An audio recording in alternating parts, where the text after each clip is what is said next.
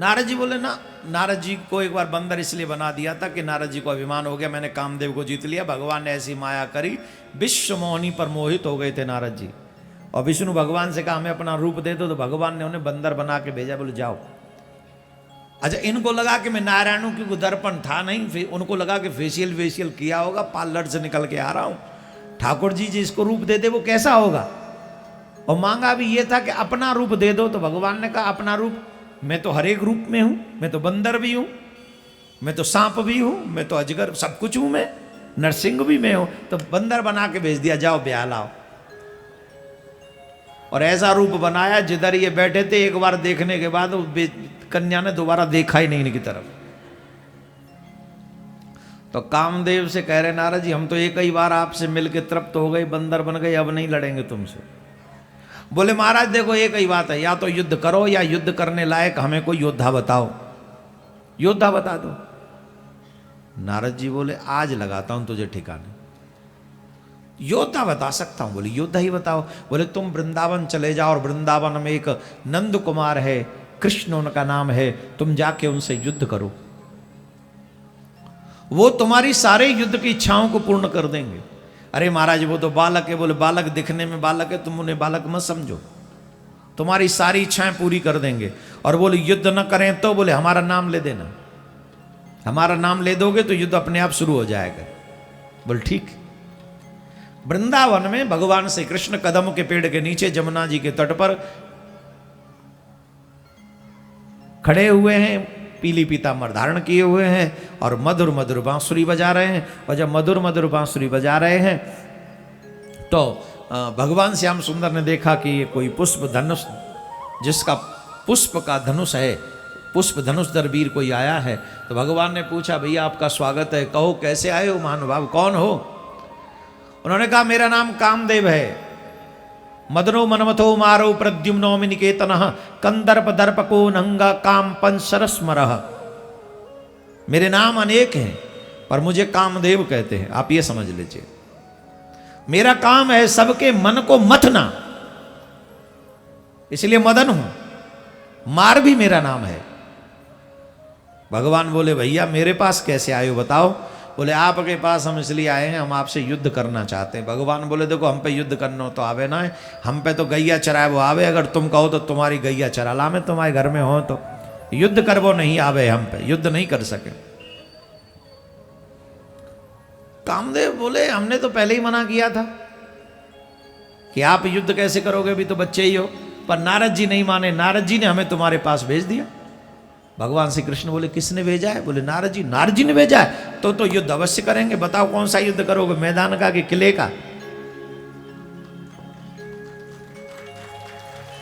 रास के महत्व को समझने के लिए इस बात को जरूर समझना माय डियर।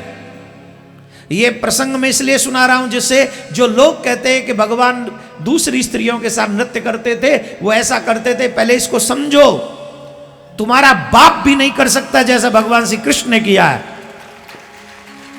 मेरे कृष्ण पर उंगली उठाने वालों को यह पूरा प्रसंग समझना चाहिए। ये बस सिर्फ इतना ही सुनाते, रास करते थे। क्यों करते थे?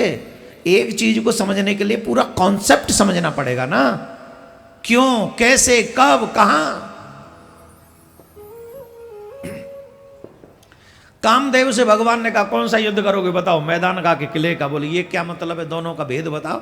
बोले भेद सुनो, किले का युद्ध यह है कि मैं एकांत में बैठा हूं, तुम आना, मैं आराध्य का स्मरण कर रहा हूं, तुम मेरे पास आना, अपनी पूर्ण शक्ति का प्रयोग करना। अगर तुमने यहां पर बैठे कई लोग जो भजन भी करते हैं तो मन में काम वासनाएं आ जाती हैं, मन में किसी ऐसी स्त्री का या पुरुष का भाव आ जाता है भजन करते करते। हां या ना, जवाब दीजिए हां या ना। कई तो कह रहे हम भजन ही नहीं करते। कई लोग तो ऐसे बोले हम तो भजन ही नहीं करते, हमें क्या मतलब पड़ा इन बातों का।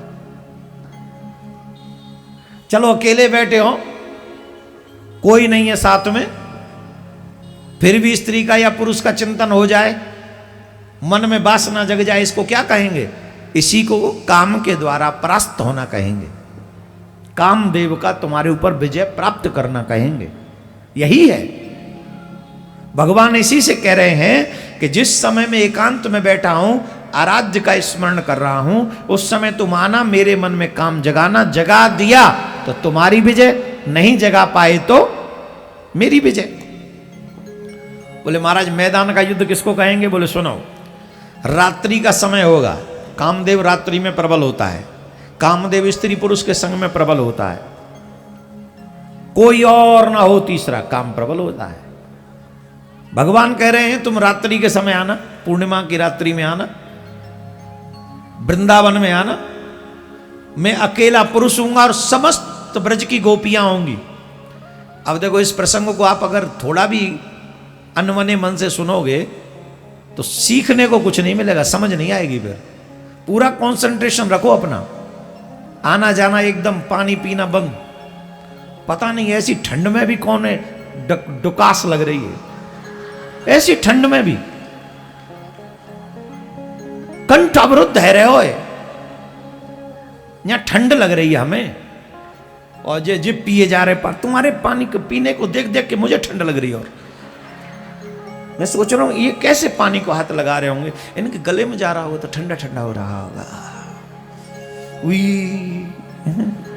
उई वाली ठंड नहीं है अभी, लेकिन कैसे पी रहे हो तुम पानी? शांति से बैठो।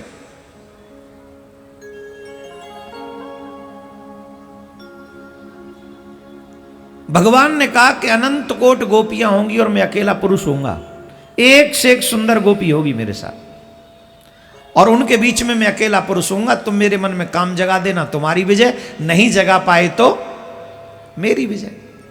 अच्छा, कामदेव को लगा ये ज्यादा अच्छा है, मैदान वाला काम ज्यादा अच्छा है, क्योंकि इस अकेले में तो हो सकता है कोई रोक ले अपने मन को, पर सबके साथ में स्त्रियां भी साथ में होंगी, वो भी साधारण नहीं, बड़ी सुंदर। बताएं गोपियां कितनी सुंदर थी। यहां एक भी गोपियों के नाखून की धोवन के बराबर नहीं, यहां जितने भी लोग बैठे।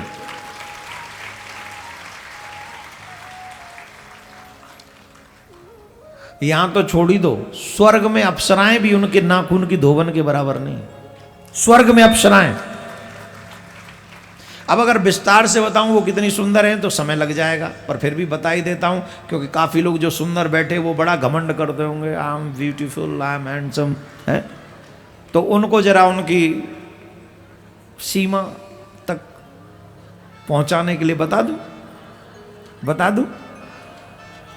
इस संसार में जितनी भी सुंदरता है, ध्यान से सुनना, इस संसार में जितनी भी सुंदरता है, उस सुंदरता को एक जगह पर क्रिएट करो, तब जाके स्वर्ग लोक की एक अप्सरा का निर्माण होता है। एक अप्सरा, और स्वर्ग की सारी अप्सराओं को एक जगह क्रिएट करो, उनकी सुंदरता एक जगह ले लो, तब जाके एक गोपी का निर्माण होता है। जितनी भी ब्रज की गोपी हैं,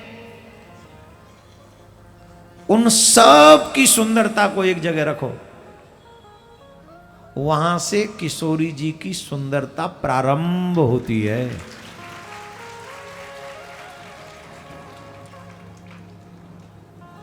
ऐसे लोगों के संग, इतनी सुंदरता के संग, भगवान श्याम सुंदर कामदेव को कह रहे तुम आना, मेरे मन में काम जगाना, तुम्हारी विजय हो जाएगी। ये जो कामदेव जाता है ना कहीं संत महात्माओं के पास, सबसे पहला काम करता है अप्सराओं को लेता है, चलो चलो तुम थोड़ा नाचना, ठुमकना, थोड़ा गाना, थोड़ा हाव भाव करना। आवाजों से ही कईयों के ध्यान भंग हो जा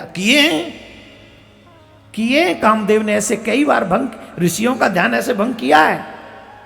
तो किसको संग लेके जाता है कामदेव? स्त्रियों को, उन अप्सराओं को, कि चलो। और वहां तो भगवान ने कहा तुझे लानी भी नहीं पड़ेंगी, और तेरे से सुंदर ज्यादा है हमारे पास गोपियां, चिंता मत कर, तुझे ज्यादा मेहनत नहीं करनी पड़ेगी, तू तो बस आ जा, वो शक्ति ले आइयो जिससे तू बाण बाण चलाए और मुझ में काम जगाए। बोले ठीक है। पूर्णिमा के दिन का निमंत्रण कामदेव को भगवान ने दे दिया। अब भगवान ने बांसुरी वादन किया, भगवान ने बांसुरी बजाई और भगवान की बांसुरी में बड़ा आकर्षण था, बड़ी मोहनी थी। जिस जिस गोपी ने सुना, देखो यहां एक और बहुत अच्छी बात हुई, बांसुरी की धुन उसी को सुनाई पड़ी जिसे ठाकुर जी बुलाना चाहते थे।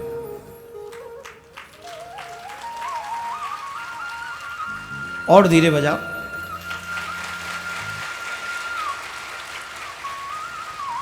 और जिन्हें बुलाना चाहते थे उन्हें उन धुनों में अपना नाम सुनाई पड़ा। ये कन्हैया हमें बुला रहे हैं।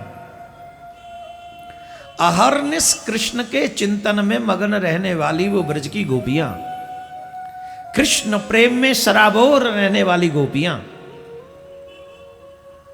अहरनिश कृष्ण को प्राप्त करने के चिंतन में मगन रहने वाली गोपियां जब सुनती हैं कि कृष्ण बांसुरी बजा रहे हैं, हमारा नाम गा रहे हैं, विह्वल हो गई, पागल हो गई। वो उस बांसुरी की धुन ने उनका हाल क्या किया जानते हो?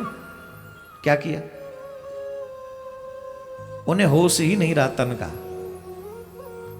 जो श्रृंगार कर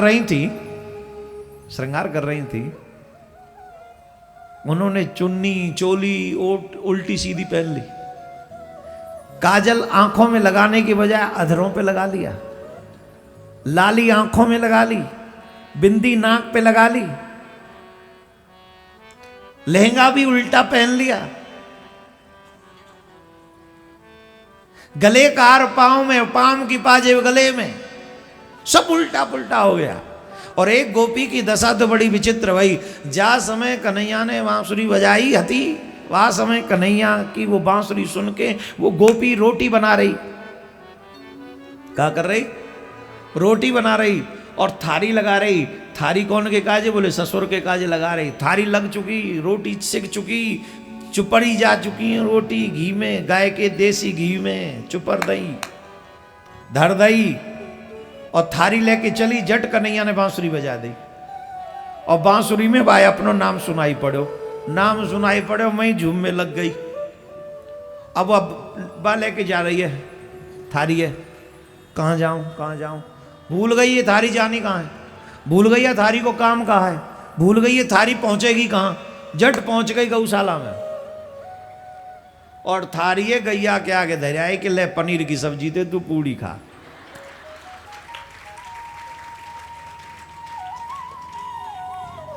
पनीर की सब्जी ते पूड़ी खा। अच्छा यहां तक रे तो भी बात ठीक। मां धरियो गाय को भूस, वाह ले छबरा लेके ऊँजू गुयू में थारी में ही धरे आई, अब छबरा लेके डोल रही। फिर अचानक तो याद आई रोटी तो ससुर जी देनी, छबरा लेके पहुंची भुसके। अब भुसके छबरा लेके वो सास ससुर के आगे धर दी, बोले तू या भूसे खा। गैया ते के आई तू पनीर के संग पूड़ी खा, और ससुर ते कह रही है तू पानी के संग सानी खा। मैं नहीं कह रहा हूं ऐसा। श्याम ने ऐसी बंसी बजाई, दिखाओ। श्याम ने ऐसी बंसी बजाई, गाय को रोटी ससुर को भूसा, गाय को रोटी ससुर को भूसा, ऐसी मती बोराए। श्याम ने ऐसी बंसी, गाय को रोटी ससुर को भूसा, ये प्रेम में ही हो सकता है। अरे तुम्हें जब साधारण व्यक्ति से प्रेम होता है ना तो मम्मी आवाज देती रहती है, बच्चे नहीं सुनते। प्रेम में भूख नहीं लगती। जिन जिन लोगों ने प्रेम किया उन्हें मालूम है। किस किसने किया है? हाथ उठाओ। प्रेम किस कन्हैया से नहीं, संसार से किस किसने प्रेम किया? और देखो कईयों को बड़ी संकोच आ गए हैं, किया तो है पर हाथ कैसे उठा दे, हमारी तो पोल खुल जाएगी। आप भी बड़े अच्छे महाराज हो। 90% करके दुखी हैं। प्रेम हाँ या ना, हाँ या ना। जितने लंबे हाथ झुक रहे हैं ना, हम उतनी भावना तुम्हारी समझ रहे हैं। शब्दों में क्या रखा है, भाव पे चलिए, हम चल गए भाव पे। तुम्हारी शकल बता रही है कितने तुमने जो है सो, मतलब ठीक है ना।